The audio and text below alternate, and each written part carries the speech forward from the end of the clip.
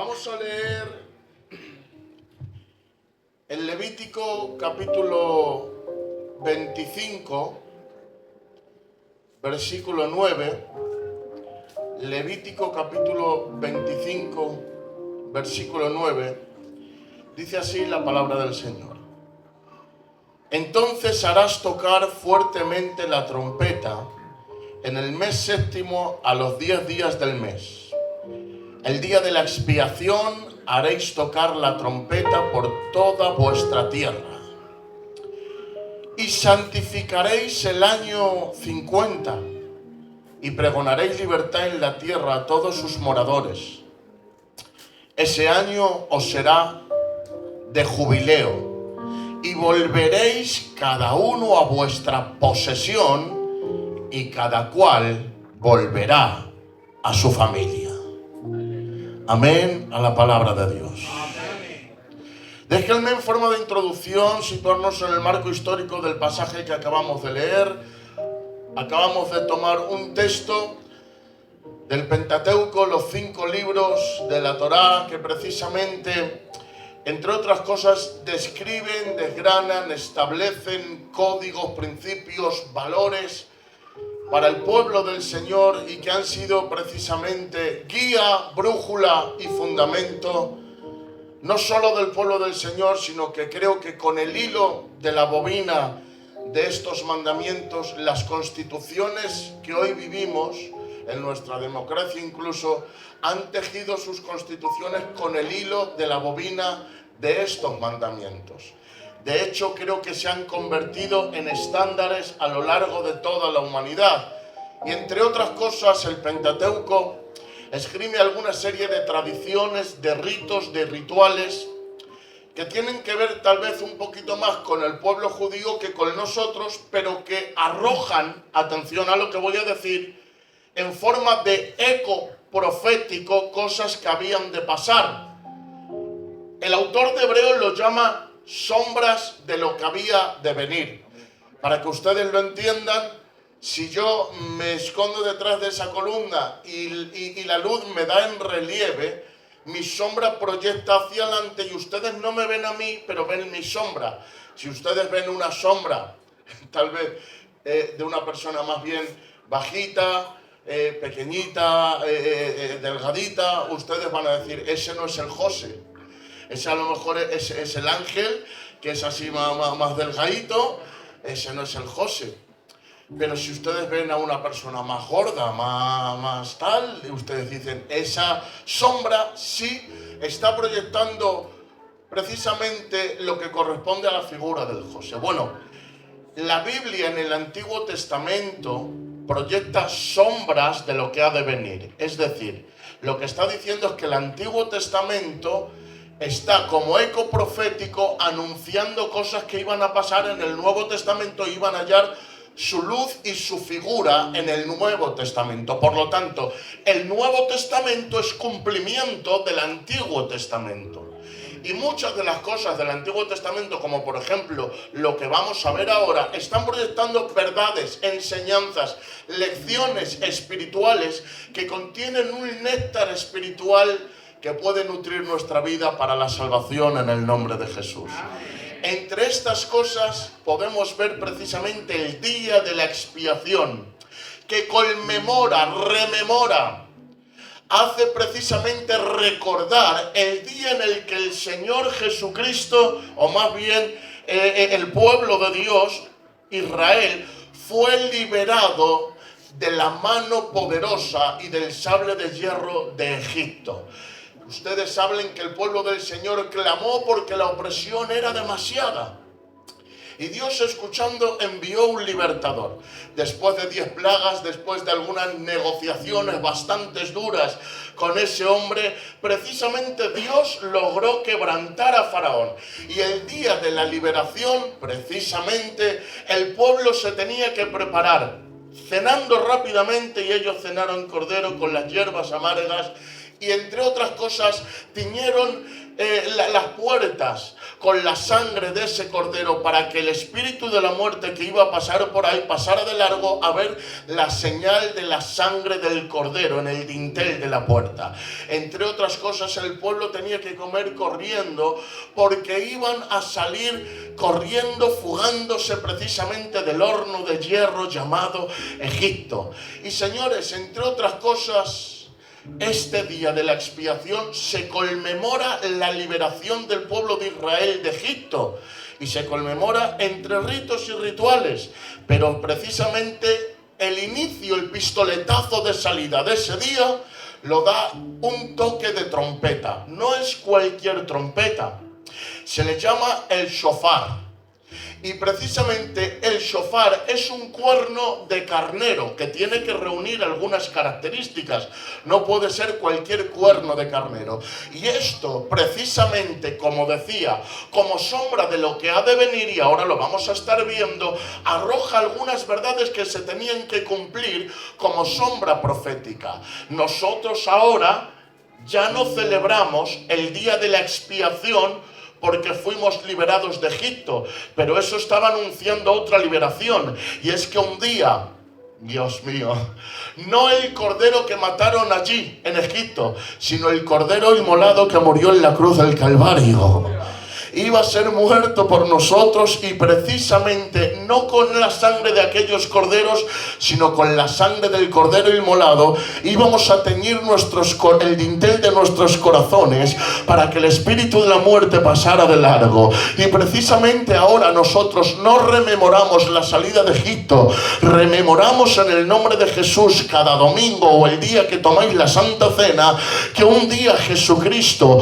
nos dio libertad para salir de la potestad de las tinieblas y ser trasladados al reino de su amado Hijo. Y cada vez que nos reunimos a tomar la Santa Cena, estamos anunciando que Jesucristo nos ha libertado y que vamos de camino hacia el cielo en el nombre de Jesús. Amén. Pero ahora bien, la inauguración de este día de la expiación comenzaba con el toque de la trompeta del shofar. Y esta trompeta arroja ciertas verdades, porque había una serie de ritos y de rituales que se reunían en torno a esta tradición y a este rito. Como decía, el shofar es un cuerno de carnero. Número uno, un cuerno que tenía que ser de un animal kosher, un animal limpio. No podía ser tomado de un animal inmundo. No podía tener ningún defecto, no podía tener, hermanos míos, ninguna mezcla. Tenía que ser un animal kosher, un animal puro. Esa era la primera característica del cuerno de carnero. Y precisamente este cuerno de carnero se examinaba a fondo, se examinaba milimétricamente, porque tenía que tener una serie de características. La pureza tenía que ser totalmente ritual. Y tengo que decirte, hermano mío y hermana mía que me escuchas, había un cuerno de carnero que tenía que tocar para el día de la liberación de cada uno de los hijos de Dios. Y este tenía que ser puro, no podía estar contaminado, no podía estar tocado por el pecado. Este cuerno de carnero nació hace 2000 años y no le tocó el pecado ni en su nacimiento, no le logró tocar el pecado ni en su vida, no le logró tocar el pecado ni en su muerte. Este cuerno de carnero es nuestro Señor Jesucristo, el cual dice que fue tentado en todo según nuestra semejanza, pero sin pecado. Y esto me llama la atención, porque hoy al fin y al cabo fue tentado en todo según nuestra semejanza, pero sin pecado. Esto quiere decir, hermanos míos, que Cristo no solo padeció, no solo sufrió, no solo fue atacado con las mismas tentaciones que todos somos atacados, sino que sufrió profundidades de la tentación que tú y yo jamás viviremos. Te lo explico. Cada uno de nosotros tenemos un umbral del dolor. Cuando pasamos de ese umbral del dolor, nuestro cuerpo, nuestro consciente se apaga, se funden las luces, nos mareamos y se acabó. Porque cada uno aguantamos una serie de dolores. Por eso, por ejemplo, yo personalmente, yo no aguanto un dolor de cabeza. Un dolor de cabeza me postra y me siento como que estoy medio mareado y medio... Sin embargo, hay hombres preparados que ya están precisamente entrenados en poder soportar ciertos umbrales de dolor mucho más grandes. Lo hemos visto en las películas, que muchas personas son torturadas, por ejemplo, espías del KGB, que les sientan en una silla amordazada y empiezan a torturarlos.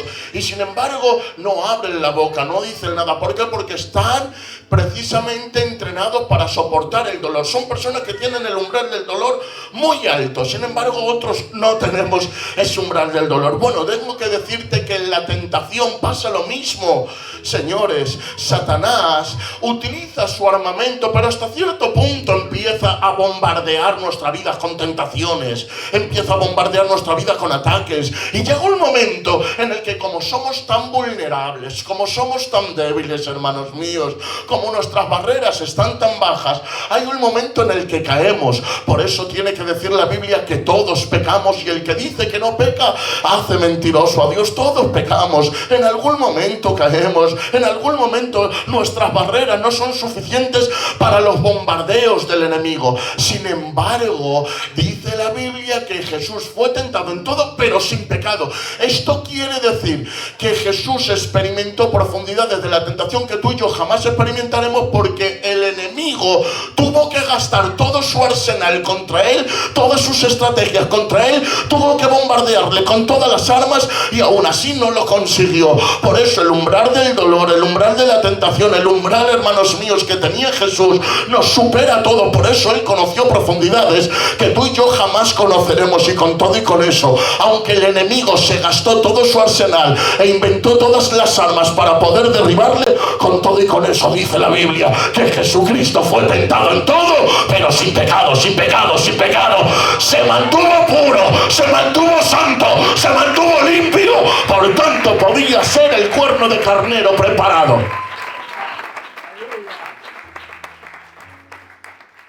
Pero es que además el cuerno de carnero, el shofar, tenía que mantener una segunda característica, y era precisamente que tenía que estar retornado. ¿Habéis visto los cuernos de carnero que tocan los sacerdotes o los sumos sacerdotes? ¿Habéis visto las curvaturas que tienen? No son por casualidad, sino que en el desarrollo un carnero se golpea contra otro y empiezan a luchar a ver quién puede más para poder obtener liderazgo o ganar terreno. Por eso, en la lucha del desarrollo, los cuernos de los carneros se golpean los unos contra los otros, y en el desarrollo se van retorneando y se van curvando. Mi alma te alaba. Déjame decirte que el cuerno de carnero tiene que estar retorneado por la lucha en el desarrollo. Y tengo que decirte que este también está retornado, porque nació en un húmedo pesebre de la pequeña Belén de Judea, y además prestado. Nació, hermanos míos, sin nada más nacer, fue amenazado por un rey loco llamado Herodes. Tuvo que huir a Egipto, además con el oro, la mirra y el incienso de algunos magos que vinieron de Oriente para dejarle algo para poder salir huyendo.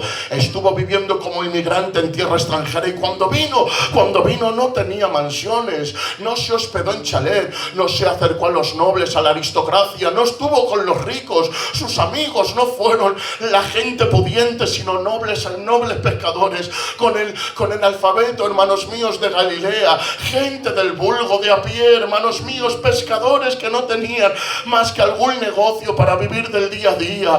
Hermanos míos, nada más venir a Nazaret, se puso en una carpintería al cargo del negocio de su padre, y pudo vivir, hermanos míos, que era Dios hecho hombre. Pudo estar en las grandes Alcunias, pudo, hermanos míos, estar en una pompa de jabón flotando por encima de todos los mortales, pero eligió meterse en una carpintería y con el sudor de su frente ganarse el pan de cada día. Mientras otros disfrutaban de manjares, él tenía que estar clavando clavos, él tenía que estar lijando madera, él tenía que estar recibiendo encargos, y algunos tenía que soportar clientes un poco morosos o un poco desagradecidos. Él también tuvo que ver cómo las caravanas de Nazaret pasaban, monarcas de un sitio a otro, reyes de un sitio a otro. Sin embargo, él vestía de una una túnica que le hizo, creemos, su madre, de una sola costura, hermanos míos, sin costuras, de una sola pieza, con sandalias de esparto, como un humilde carpintero. Vivió de esta manera, de tal manera que cuando comenzó su ministerio no tenía, hermanos míos, ni siquiera donde recostar su cabeza. Vino uno y le dijo: te puedo seguir. Le dijo: si quieres sígueme, pero las aves tienen nido, las zorras tienen guarida, pero el Hijo del Hombre no tiene donde recostar su cabeza. Su ministerio era sustentado por algunas buenas mujeres que le ofrendaban y le donaban para poder seguir en su ministerio. Fue de tal manera, hermanos míos, que durmió en la popa de un barco, que su techo era el cielo, que dormía en la intemperie. No tuvo lujos, no tuvo riquezas, no tuvo nada de eso. De hecho, lo despreciaba, no quiso coger nada de eso. De hecho, hasta para morir no tenía, como dicen, ni dónde morir. Le dieron una tumba, le prestaron una tumba. José de Arimatea le prestó una tumba para que muriera en ella. Señores, siendo rico, se hizo pobre. Y se hizo pobre, ¿sabes para qué? Para poder experimentar los avatares, las calamidades, las luchas diarias que tú y yo experimentamos. No podemos decir que este cuerno de carnero no está retorneado. Fue huérfano de padre. Sufrió, hermanos míos, desde pequeño las miradas de menosprecio de otros de sus consiervos. Tuvo que sufrir, hermanos míos, muchas veces que le cerraran puertas en la cara, la traición de los propios amigos. Tuvo que sufrir la decepción de aquellos que estaban cerca de él. ¿Y todo eso para qué? Para poder identificarse con cada uno de nosotros, para poder vivir nuestras luchas. Este cuerno de carnero no ha visto los toros desde la barrera. Este se ha metido, señores, en el terreno y ha toreado el pecado, ha luchado hasta el final. Por eso podemos decir: este cuerno de carnero se merece toda la gloria, porque nadie le ha regalado nada. Siendo Dios, dice la Biblia, que no ha estimado el ser igual a Dios como cosa que aferrarse, sino que se ha hecho hombre, y no solo hombre, siervo. Por eso podemos decir que no ha ganado como Dios, pudiendo hacer uso de sus atributos, y tenía sus atributos para hacer uso de ellos. Pero ahora es lo que quieras. Cuando vienen los romanos, resulta que el Pedro saca la espada y empieza a cortar orejas. Y dice: no, Pedro, ¿qué haces? Si yo tengo 12 legiones de ángeles que con un chasquido de mi dedo están preparados para venir aquí. ¿Sabes lo que son 12 legiones de ángeles? 72.000 ángeles preparados con las espadas desenvainadas para venir a la tierra y cortar la cabeza a todo el que se quisiera meter con Cristo y rescatar al ungido de Dios. Señores, sí, una cosa es no tener poder y tener que aguantar, no tener fuerza y tener que callarte, no tener autoridad y tener que transigir. Pero, señores, este tiene 72.000 ángeles esperando y está diciendo que no lo hago porque no pueda, que guardo silencio, porque tengo que luchar yo, porque tengo que seguir yo, que no necesito ayuditas, que no necesito empujoncitos. Señores, se le llamaba el Cordero Inmolado, pero dice la Biblia que cuando Juan escuchó una voz que hablaba detrás de él, le dijeron: he aquí el león de la tribu de Judá. Se da la vuelta y dice: y vi un cordero inmolado. ¿En qué quedamos? ¿Es un león o es un cordero? Era un cordero, pero se comportaba como un león, porque hasta el último momento luchó, rugió, hasta el último momento tuvo tesón, tuvo coraje, tuvo valentía, tuvo fuerza. Este es el cuerno retorneado que luchó hasta el final.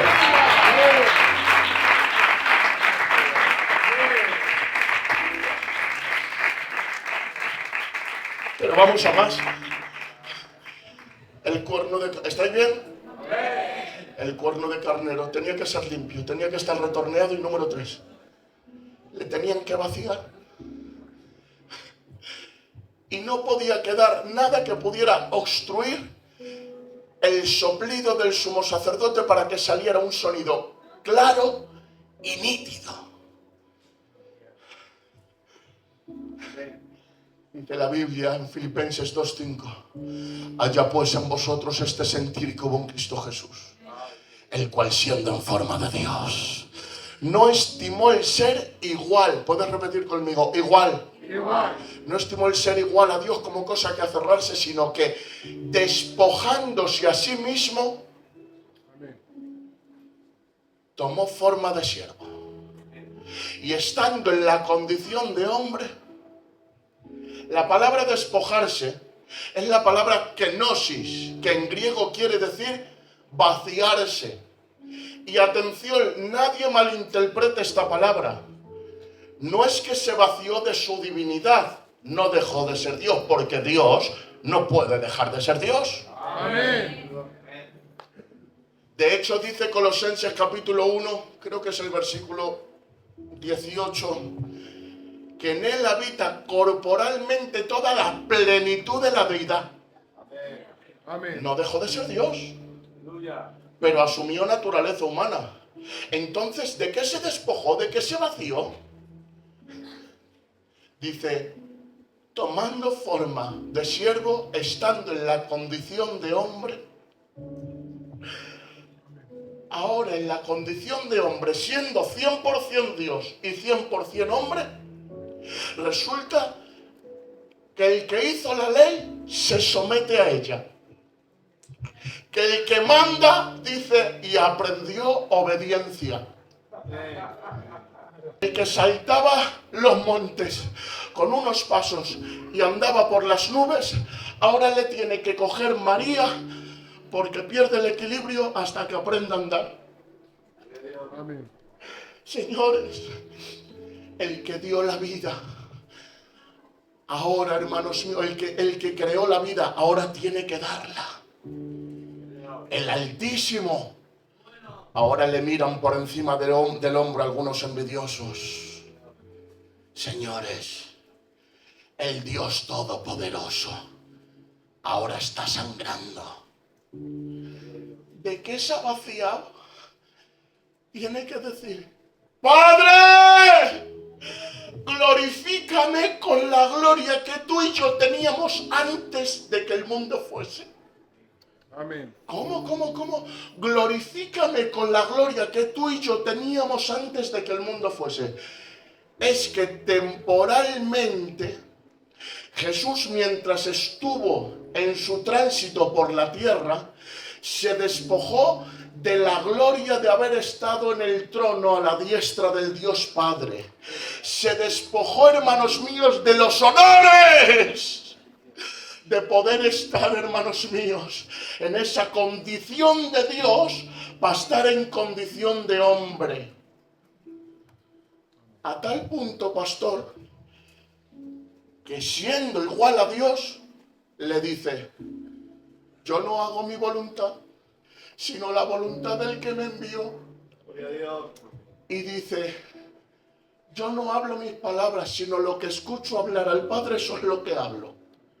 Y ahora dice, no se haga mi voluntad, sino hágase la suya. Y dice más, mi comida y mi bebida es hacer la voluntad del que me envió. ¿Sabes lo que está diciendo? Que siendo Dios, se ha vaciado el cuerno de carnero y ya no es Él mismo, sino el Padre como su sumo sacerdote, el que está soplando a través del cuerno del carnero, que es el Hijo, para dar un sonido claro y nítido que está diciendo, paz a los hombres, salvación a las almas, perdón de pecados, se acabaron las deudas, viene la liberación y ahora haz lo que quieras.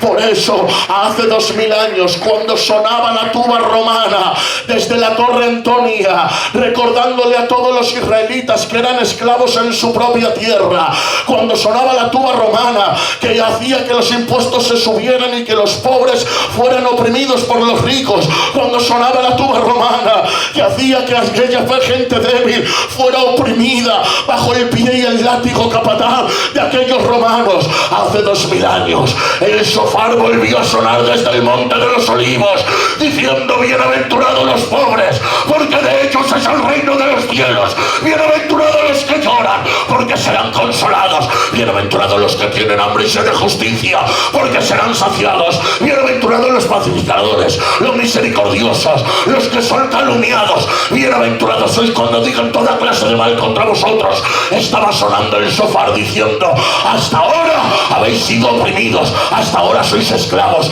hasta ahora no tenéis libertad, hasta ahora no tenéis futuro, pero ha venido Cristo y Él es el shofar a través del que el Dios Dios del cielo está soplando, trayendo liberación, trayendo restauración, trayendo nuevas oportunidades. Ay, Dios mío, en esta tarde comienzo de esta manera. En Barona suena el shofar, trayendo liberación, rompiendo las cadenas, recuperando el perdido, abriendo la cárcel, pagando las deudas.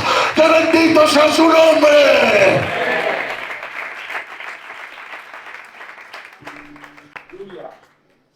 Está aquí Dios. Está aquí Dios. Y yo no sé lo que puede pasar en esta tarde. Solo sé que mientras yo estoy predicando, el Espíritu Santo está actuando en los bancos. Amén. Y posiblemente no escuchemos literalmente el shofar en nuestros oídos. Pero hoy estará sonando el shofar en muchos corazones, trayendo nuevas oportunidades, abriendo puertas, restaurando a los heridos. Que hable Cristo y que cambie nuestras vidas. Porque como cambie Él, como hable Él, nos cambia a todos y nos llena a todos. Y es que el shofar no sonaba de cualquier manera. ¿Estáis bien? Amén. Había 3 toques y un cuarto especial que lo dejamos para lo último. El primer toque del shofar era el tequia. Y el tequia era un sonido largo y continuo que tenía el propósito de llamada, convocatoria y alerta. Y hablaba de un despertar espiritual. Y precisamente el toque del shofar, en su primer toque, tiene este sentido dentro de nuestra vida espiritual: el llamado de Dios. Ah, mi alma te alaba. Muchas veces no hablamos de este tema porque esta doctrina a veces ha sido teñida por otros tintes que no tienen que ver con la teología que nosotros creemos, y tenemos miedo, cogemos con pinzas estas doctrinas. Pero no hay nada más bíblico que el llamado de Dios. Porque no podemos responder si no se nos llama. Amén. Amén. ¿Verdad que sí? Y el que llama es Él. Y ahora, ¿qué es el llamado? El llamado es una influencia silenciosa que opera en todos los hombres cuando escuchan la palabra de Dios, y ésta les ilumina y les capacita para responder a ella de una manera positiva o negativa. Te lo digo de otra manera, miren, me dejan 2 minutos para explicarlo. Está lo que entendemos en teología y doctrina como gracia común y gracia precedente o gracia previniente.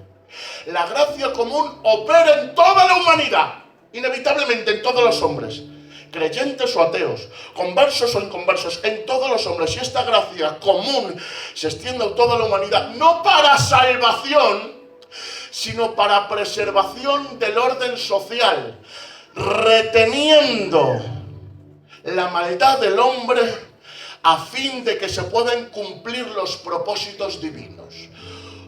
Porque si Dios en su gracia no pusiera riendas a la maldad del hombre, la humanidad ya se habría destruido a sí misma, ella sola. Y es que déjenme decirles que esta gracia opera en toda la humanidad. Por eso dice la Biblia que Dios hace llover sobre justos y que hace salir el sol sobre buenos. Y esta gracia opera en todos para retener al hombre. Por eso te vas a encontrar con hombres muy malos, muy malos, muy malos, muy malos. Pon el hombre que tú quieras en tu mente. Bueno, la gracia común aún opera en esa persona para que no sea todo lo mala que pudiera ser. Ay, mi alma te alaba. Porque todos tenemos aquí un caballo salvaje, desbocado, que empieza a pegar coces con todo lo que ve. Pero menos mal que el jinete de la gracia común se ha subido y nos está frenando un poco. Amén.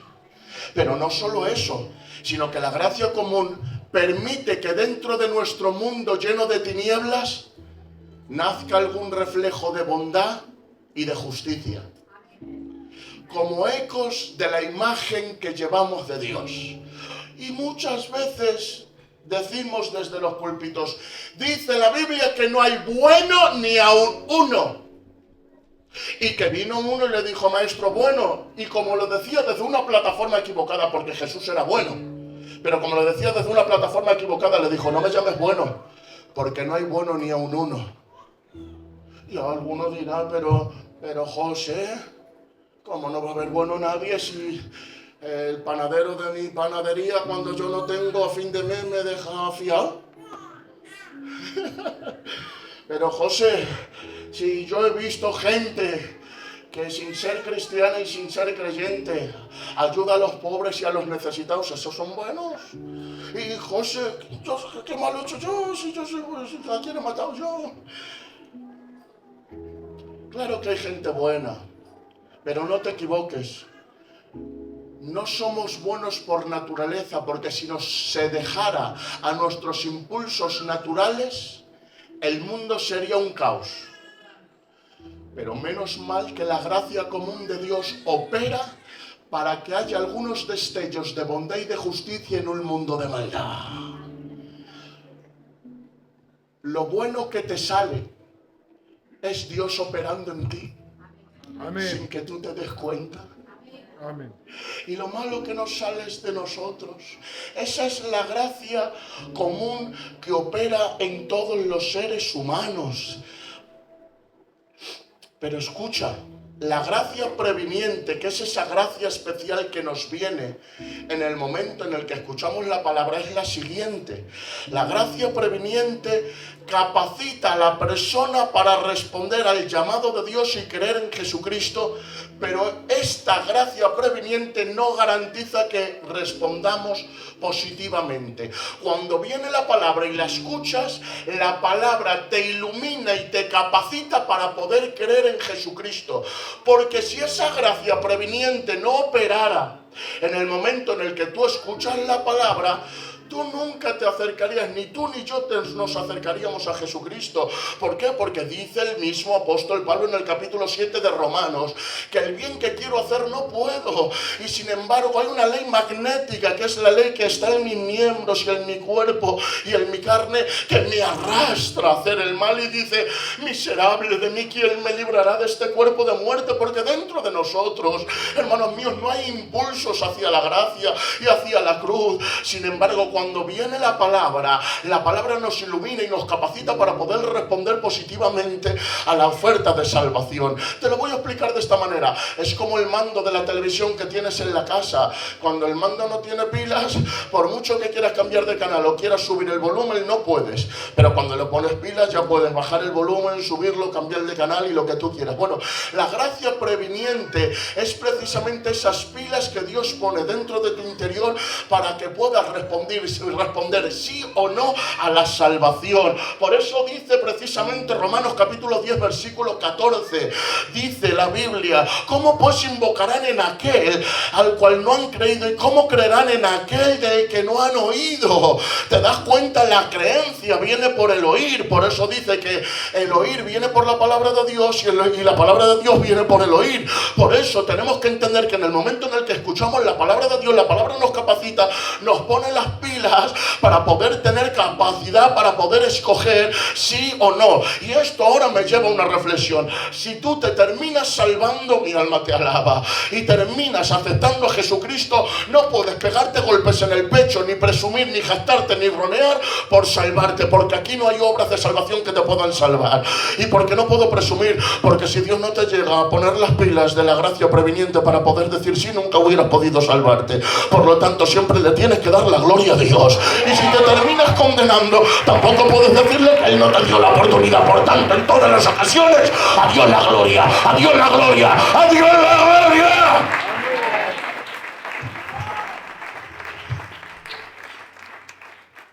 Por eso, ¿está aquí Dios? Amén. La memoria está muchas veces conectada al olfato.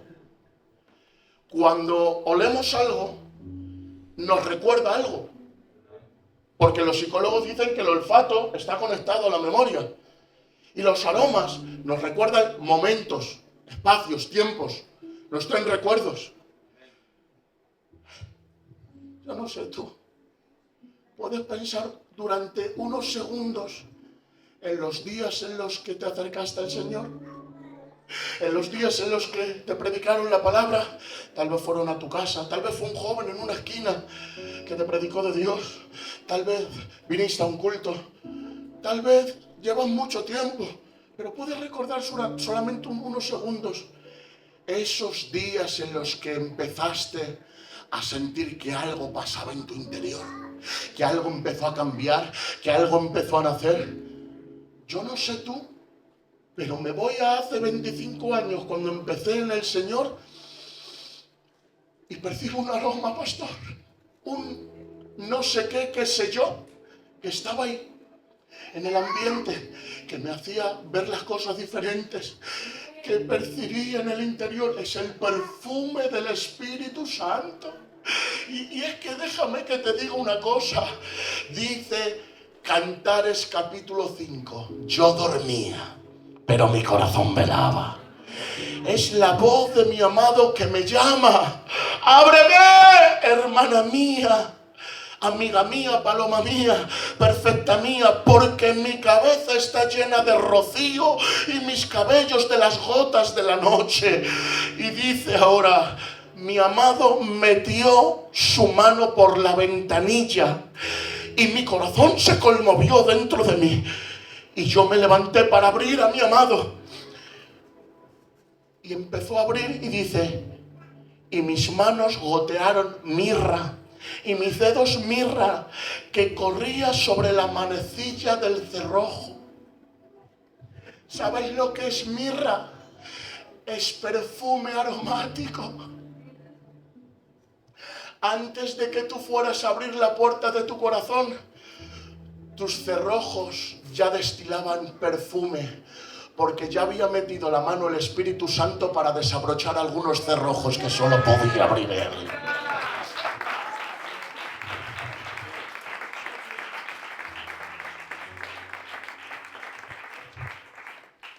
Está aquí Dios. Por eso yo no sé si hay alguien aquí. Pastor, ¿me puedo mover? No pasa nada, ¿no? Yo no sé si hay alguien aquí que tal vez hayas venido por primera vez. O no sueles venir. Te has enterado que había visita. Te ha llamado un amigo, un primo, un familiar, no lo sé. Estás aquí, pero no sueles bajar al culto. Esto del culto no te va mucho. Pero me dice el Espíritu que te diga, ya estás percibiendo el aroma. Porque ya está operando a ti el Espíritu Santo. Ya ha metido la mano el Señor por la ventanilla de tu oído y ya está abriendo algunos cerrojos. Cuando abras tu corazón a Cristo, recuerda que ya estuvo Él enamorándote primero. Por eso dice la Biblia, porque no le amamos nosotros a Él primero, sino que le amamos porque Él nos amó primero a nosotros. Que el Espíritu Santo te cautive, que el Espíritu Santo te llame, que escuches el toque del tequia, despertándote espiritualmente y abriendo tus ojos y haciéndote entender cuánto tiempo estuve lejos de aquel que ama mi alma. Le pido a Dios que en esta bendita tarde estas palabras lleguen a tu corazón. No sé si estás aquí la última o el último, o estás aquí el primero, pero que el Espíritu Santo sople a través del cuerno de carnero. El otro día estuve con un joven que se crió en una casa de una manera muy difícil, una casa de desorden, en la que se hacía de todo, ya me entienden ustedes. En su casa se practicaba la brujería y la hechicería. Este joven se crió viendo espíritus en su cuarto, en su casa, era atormentado por la noche, no podía conciliar el sueño y se estaba volviendo loco. hasta que cumplió los 12 o 13 años de edad, cogió a su hermano mayor y le dijo: hermano, no aguanto más. Esto no es normal lo que me está pasando. Dicen que aquí hay un brujo muy famoso que puede limpiarnos y que nos puede ayudar para quitarnos de ver estos espíritus inmundos y tener estos sueños que no nos dejan dormir. Hermano, vamos a pagar lo que tengamos que pagar y que haga algo por nosotros. Este joven con su hermano va a consultar al brujo, paga la sesión y el brujo le dice: mira, voy a comenzar la sesión. Si ves que entro en trance y empiezo a hablar con una voz desconocida y no soy yo, veros. Pero los jóvenes pagan la sesión, se quedan ahí y sí, señores, el brujo es poseído en ese momento y empieza a hacer cosas fuera de lo normal. Pero los jóvenes, al ser jóvenes, tan desesperados, le comienzan a preguntar al brujo que estaba poseído: oye, por favor, ¿me puedes ayudar? No puedo seguir así. Dile a los espíritus que ya no me visiten más y que me dejen dormir. Resulta que empieza a convulsionar el brujo y de momento entra en sí y dice: mira, yo no sé qué pasa, pero he recibido una orden y esto no puedo negociarlo. Hay una fuerza más fuerte que las fuerzas con las que suelo hablar. Y me ha dicho que te diga que yo no te puedo ayudar, que el único que te puede ayudar es Dios, es Dios, es Dios.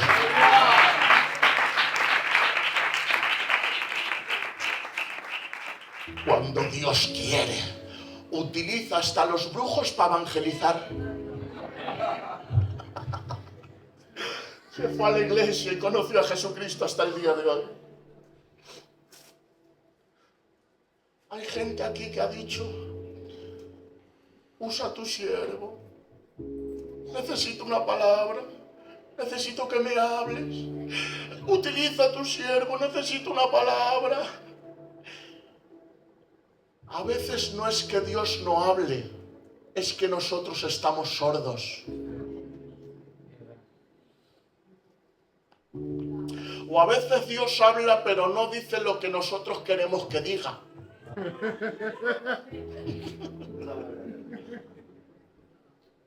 Samuel.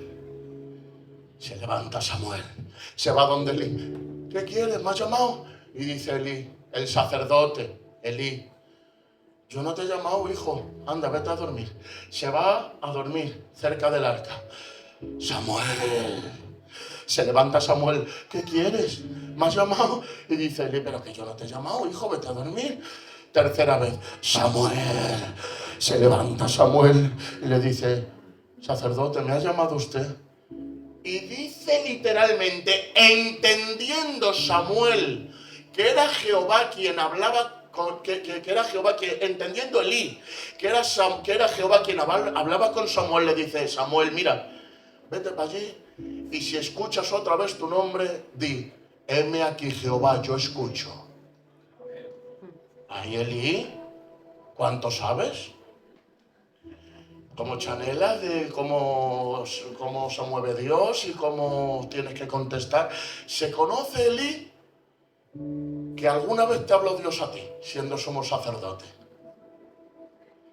Lo raro no es que el niño Samuel esté confundido. Lo raro es que Jehová no habla contigo y habla con el niño. Tenía que hablar con el sacerdote, no con el niño, pero Dios tiene que hablar con el niño porque el sacerdote estaba muy lejos. Había engrosado su oído, había insensibilizado su corazón. Hay gente que lleva mucho tiempo en los caminos del Señor, pero hay algo que se llama costumbre auditiva o adaptación auditiva, que es cuando el cerebro llega a hacer suyo un sonido que escucha, haciendo que el sonido que escucha llega a tener menos relevancia para poder prestar atención a otras cosas. Eso es adaptación auditiva, te lo voy a decir de otra manera. Es como cuando estás durmiendo y resulta que hay un sonido de fondo muy molesto. Cuando alguien entra y ve el ruido y dice: aquí no hay quien duerma, pero la persona que está ya durmiendo y roncando y dice: ya están 7 sueños, dice: ¿cómo es posible que esté durmiendo con este ruido? Porque su cerebro se ha adaptado de tal manera al ruido que ya se ha hecho parte de sí y ya no le presta atención oración y puede dormir tranquilamente. Señores, hay gente que llevan escuchando el llamado de Dios muchos años, mucho tiempo, la palabra de Dios. Gente que te habla, gente que te evangeliza, gente que te dice, gente que te está hablando, gente que te está diciendo suelta eso, no vayas por ahí, haz esto otro. Pero el oído se le ha adaptado a los consejos, el oído se le ha adaptado a la palabra, el oído se le ha adaptado a la alarma, el oído se le ha adaptado al sonido del shofar, y resulta que ya no atiende, se ha acostumbrado a vivir con el sonido de fondo. Ay, Dios mío, le pido al Espíritu Santo que si no te estás dando cuenta de que Dios te está llamando, de que si no te estás dando cuenta de que Dios te está hablando, de que despiertes en el nombre de Jesús, de que el Espíritu Santo te sacuda y de que te haga entender en esta tarde que tienes que levantarte y responder: heme aquí, Jehová, yo estoy contigo. Amén. Seguimos. El segundo toque era el shebarim. Y el shebarim son 3 sonidos cortos y quebrados que recuerdan el llanto, el lloro o el suspiro. 3 sonidos cortos y quebrados que recuerdan el llanto, el lloro y el suspiro de una persona que está llorando. Oh, Dios mío. Y es que después del llamado vienen 3 sonidos cortos y quebrados, llamados la convicción, el dolor y el arrepentimiento. Ah, mi alma te alaba. Sí, déjenme decirles, antes estaba diciendo, hay quien dice que yo no hago nada malo, que yo no hago nada malo, que yo no hago nada malo, que yo soy muy buenecico, que yo... Suelen ser, hermanos míos, la frase de los que viven a oscuras. Porque en el momento en el que Dios te llama, viene un convencimiento de pecado, de justicia y de juicio sobre tu vida, que te abre los ojos y te hace sentirte que Él es grande y tú eres pequeño, que Él es bueno y tú eres malo, que Él es tu salvador y tú eres un pecador, y que necesitas su sangre para poder ser salvo. En el momento en el que viene el sonido del shebarim, viene sobre ti una especie de convencimiento, haciéndote entender la necesidad que tienes de Jesús. ¿Me dejáis que os diga algo con cariño y con amor? No me atrevo a decir que cantes alabanzas en el cielo si primero no has llorado por tu pecado en la tierra. No puedes degustar las mieles de la salvación si primero no has degustado la amargura de las algarrobas. No puedes percibir el valor de la gracia hasta que no has sentido el terror de tu pecado. Pero José, ¿cómo voy a sentir eso? A alguno le está sonando a chino esto. Sí, señores, ese dolor viene cuando precisamente te das cuenta de que has ofendido aquel al que te ama. ¿Habéis visto alguno el vídeo ese que está por TikTok y por YouTube? De gente que está sentada en una silla con sus ojos cerrados, abre los ojos y está Cristo crucificado presente. Y las personas nada más ven a Jesús crucificado, sangrante. Del impacto al verle, empiezan a llorar, empiezan a llorar, empiezan a llorar. Señores, ¿por qué empiezan a llorar? ¿Qué tiene el ver delante de ti a Cristo crucificado? ¿Qué impacto produce? Porque en el momento en el que tenemos una imagen clara y nítida de aquel al que hemos ofendido, nos damos cuenta de que si Él ha muerto, si a Él le han pegado, si Él está sangrando, es porque he pecado yo. ¿Y cómo no va a dolerme si yo le he ofendido a Él? ¿Cómo no va a dolerme si Él ha muerto por causa de mis pecados, señores? Déjenme decirles, pero la convicción es el Espíritu Santo prestándote los ojos de Dios durante 10 segundos para mirarte el alma tal y como es. Te lo voy a volver a repetir. El convencimiento es el Espíritu Santo prestándote los ojos de Dios durante 10 segundos para mirarte el alma tal y como es. Cuando Él te mira, tiemblas como un junco. Cuando Él te mira, Te sientes indigno cuando Él te mira. El peso de su... Dios mío, a veces, pastor, está en una iglesia sentadico y de momento he sentido el peso de su mirada, como si me estuviera mirando, como si fuera la única persona en medio de una congregación, 200 personas, pero me está mirando como si fuera el único. Y al sentir el peso de su mirada, me ha pasado lo que le pasaba a Isaías, que el libro de Isaías comienza como un trueno exhortando a todo el mundo. Y comienza el libro de Isaías diciendo: ¡ay de los sacerdotes que ofrendan! Van a ofrenda. Y dice luego: ¡ay de los que van al culto! Que hacen rituales y oraciones. ¡Ay de los que cantan! Les molesta su música. ¡Ay de aquellos! ¡Ay de los otros! Viene el capítulo 6. En el capítulo 6 dice: en el día en el que murió el rey Uzías, vi yo a Dios sentado en su trono, sublime y alto, y sus faldas llenaban el templo, y los querubines le rodeaban diciendo: santo, santo, santo. Al verle, los quiciales de la puerta temblaban. Y en el momento en el que tuve esa terrible visión, dice Isaías: ¡ay de mí! Porque soy hombre de labios inmundos y mis ojos han visto al Rey de Gloria. Cuando vio a Dios, ya no tenía un ay para el predicador, ya no tenía un ay para el coro, ya no tenía un ay para los del culto. Ahora le vio a Dios y dijo: ¡ay de mí, ay de mí, ay de mí, ay de mí! Porque el que se encuentra con Dios se da cuenta de su propio pecado y solo tiene tiempo para decir: ayúdame, eso es, socórreme, te necesito, ayúdame. ¿Lo digo o no lo digo? ¿Lo digo o no? Hay gente que tiene hipermetropía espiritual. ¿Sabéis lo que es la hipermetropía? Que de lejos ves muy bien, muy bien, muy bien, pero de cerca ves muy borroso. Ay, qué bien ve la gente el pecado de aquel, el pecado de la otra, lo que ha hecho este. Cuando te toca mirarte tu pecado o los que están a tu alrededor, qué borrosa se te pone la vista. Pero el que se encuentra con Dios no tiene palabras para criticar a otros. Se mira el alma, le duele el corazón y tiene que decir: Padre, perdóname. Eso es dolor. Según de Corintios 7:10. La tristeza, según Dios, produce arrepentimiento. O sea, hay una tristeza que es del mundo, que es mala, pero hay una tristeza según Dios. Ay, Dios mío, siento a Dios ahora. Amén.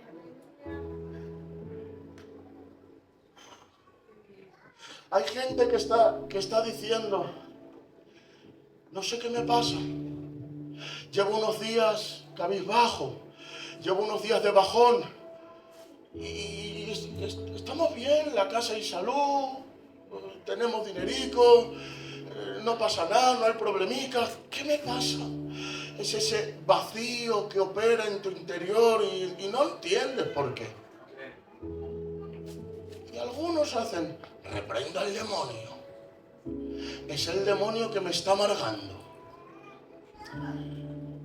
No reprendas al demonio, que a lo mejor es el Espíritu Santo que está produciendo en ti esa tristeza porque llevas mucho tiempo sin orar, porque llevas mucho tiempo sin estar cerca de Él.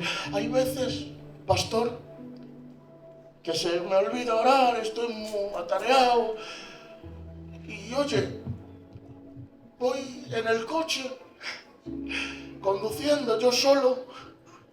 ¿Habéis visto los niños que a veces vienen, y tú lo habrás notado con tus nietos, con tus niños, te vienen y sin decir nada se abrazan al cuello por detrás y te dicen: mamá, papá, abuelo, y te sorprenden y te comen a besos y haces tú: ay, ¿qué haces, el papá?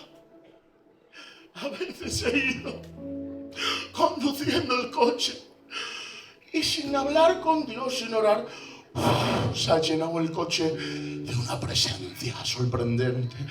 Y he sentido como el Espíritu Santo me abrazaba y yo he dicho: ¿qué haces aquí si no te estoy buscando? y me dice al oído, ya, como no me buscabas tú, he venido yo a buscarte a ti.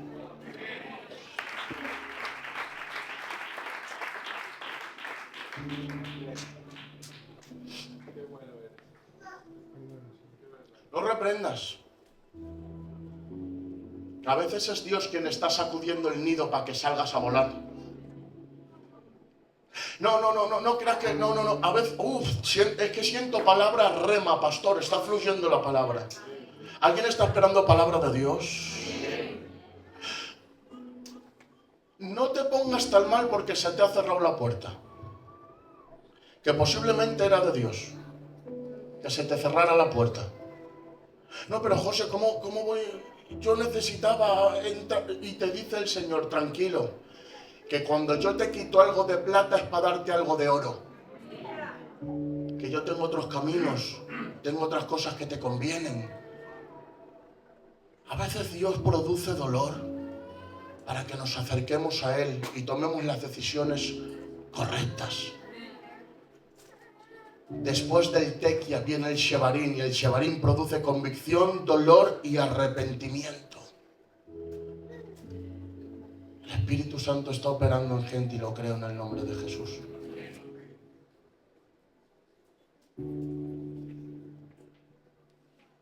Hoy lloramos por todo. Lloramos porque se nos rompe el coche. Sí, Jessy, yo también lloro porque se me rompe el coche. Lloramos porque no tenemos una casa más grande. Lloramos porque nos regañamos los unos con los otros. Lloramos porque no tenemos una mejor calidad de vida, porque no llegamos a fin de mes, porque las cosas están muy difíciles. Lloramos por cansancio, por decepciones, por traiciones, por miedos. Dios mío, me dice Dios que te diga algo. No sufras por lo que todavía no ha pasado. Que hay gente que se tira a la piscina por miedo a que llueva. Tranquilo, espera. Deja que Dios haga las cosas. Pero lloramos por todo, hermanos míos. Lo que te voy a decir posiblemente te va a sonar a chino. ¿Cuánto hace que no lloras por pecar? ¿Cuánto hace que no lloramos por hacer lo malo delante de Dios? ¿Cuánto hace que después de haber metido la pata, de haber hecho algo malo, no nos hemos ido a la habitación y hemos doblado nuestras rodillas y han caído lágrimas por nuestras mejillas y hemos dicho, papá, perdóname? ¿Cuánto hace que no somos bautizados en esa angustia que nos hace arder de dolor por lo que a Dios le duele? Llorar por lo que Dios llora, amar lo que Dios ama. Lo siento, eso solo lo puede producir el shebarín del toque del Espíritu Santo. Le pido al Espíritu Santo que si has escuchado el primer toque del tequia, que ahora escuches el toque del shebarín y produzca en ti convicción, dolor y arrepentimiento. Pero es que hay un tercer toque y ahora voy en la recta final, que es el tebua. Y el tebua era 9 sonidos cortos y rápidos. 9 sonidos cortos y rápidos. Y en la tradición judía, el tebua hablaba precisamente de la inauguración de algo o de que algo estaba ya completo. No sé si el número 9 te sugiere algo, pero tengo que decirte que la gestación de la vida dentro del vientre de la mamá son 9 meses hasta que da luz y comienza una nueva vida. Y el tebua de los 9 toques cortos y rápidos está hablando que después del llamado, después de la convicción, después del dolor, después del arrepentimiento, viene el toque del nuevo nacimiento, de la regeneración, de la nueva naturaleza y de la nueva vida.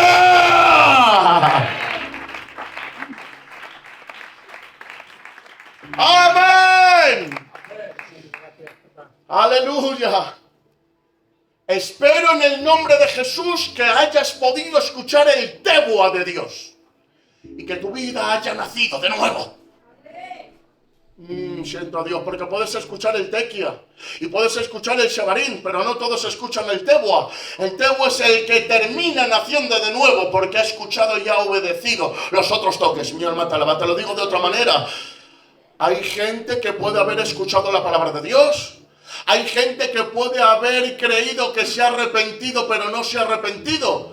Porque a veces nos tenemos que arrepentir del arrepentimiento que nos arrepentimos. Mi alma te alaba. Porque no es un arrepentimiento verdadero, es un arrepentimiento fingido. Te lo digo de otra manera. Hay gente que se arrepiente con vistas a pecar y peca con vistas a arrepentirse. Comercializando con la gracia, jugueteando con la misericordia, creyendo que le vendemos el lote a Dios, que podemos jugar con Dios. Al fin y al cabo Él es el anciano de barba blanca, buenecico, que me va a consentir todo lo que quiera. Así tengo que decirte, te has equivocado, te estás jugando tu salvación, y déjenme que les diga algo con mucho cariño. Pena tengo de los que se van a ir al infierno y se van a perder en el mundo, pero más pena tengo de los que se pueden ir al infierno desde el banco de una iglesia, creyendo que se han convertido y se han arrepentido y solo son simpatizantes, embriones formados por el sistema religioso organizado, que se conocen las normas, que se conocen las cosas, pero que no han nacido de nuevo, que tienen nacionalidad eclesiástica, pero que no tienen naturaleza del reino. Por eso le pido al Espíritu Santo en el nombre de Jesús, que el Espíritu Santo opere en ti y que no te conformes con la norma, que no te conformes con la palabra, que no te conformes con ser un simpatizante. En el nombre de Jesús, Nicodemo, te es necesario nacer del agua y del Espíritu. Si quieres ver el reino de Dios, hay que nacer de nuevo. ¡Oh!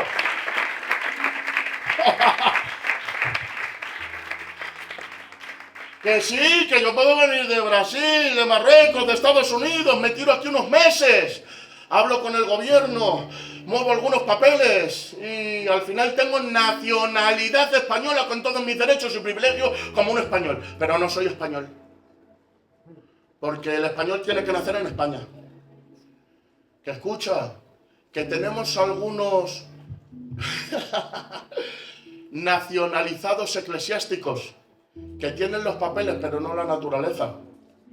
Y te digo una cosa, al que es ciudadano eclesiástico pero no es natural, se le nota al final, porque le exiges y llega un momento en el que, oye, hasta aquí, en el que le pides pero no va, en el que va a remolque, en el que tú se lo notas que es muy parecida el azúcar a la sal y la sal al azúcar, pero una es la sal y otra es el azúcar. Y la cizaña se parece mucho al trigo, y el hijo del sistema se parece mucho al hijo de Dios, pero a la hora de la verdad el fruto los diferencia. Amén. ¿Me dejáis que os cuente una? Amén. Dicen que le dijeron a Pablito en el colegio que durante el verano tenía que coger un árbol y sacarle fruto. Se va, compra un arbolito y compra un naranjo, pastor. Se lo lleva a la casa y con toda la ilusión del mundo coge una maceta grande, lo pone en la maceta y llena la maceta de cemento. Ya no te alaba.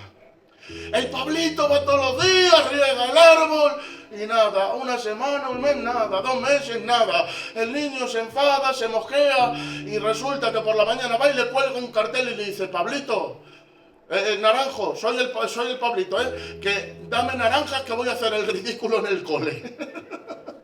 Nada, la otra semana le pone otro cartel: naranjo, dame naranjas que te disciplino.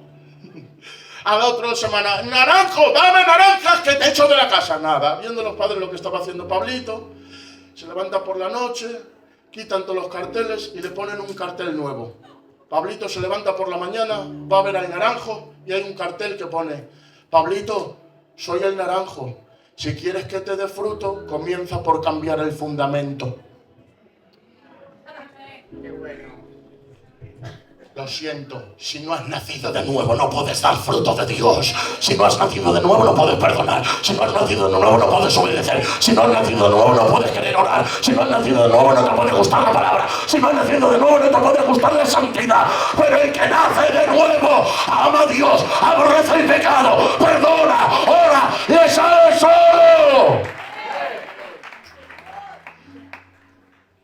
Amén.